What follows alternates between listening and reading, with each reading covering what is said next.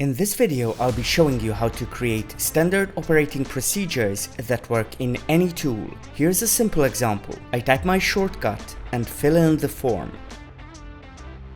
Notice that the content is updated to reflect my choices, allowing me to quickly zero in on the problem and provide the customer with the correct solution every time. With TextBlaze Forms and Dynamic Logic, you can turn complex SOPs into easy-to-use, step-by-step guided scripts that can be used on any platform. Let's build a basic SOP together. Inside my dashboard, I'm going to create a new snippet, give it a name and a memorable shortcut that is easy to type. Here I've prepared a basic script that I want to use for my SOP. I add the first question and insert a drop-down menu with 3 choices. I'm also giving it a label, which we'll be using in the next step. Next, I need to add an if command.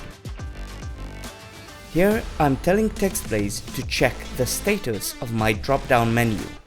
If the selection is checking, I want this content to show up. Here, I'm going to add some placeholder text.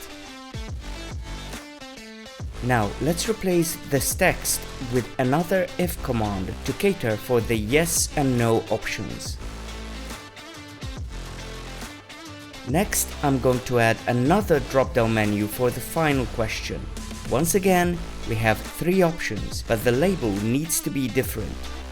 And finally, I'm going to create another set of if commands similar to the ones above.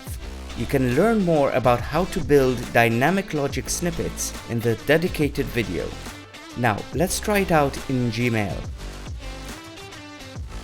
The TextBlaze template gallery contains loads of ready-made examples that you can use as inspiration. And make sure you visit our community where you can get help, exchange ideas, and learn from other users.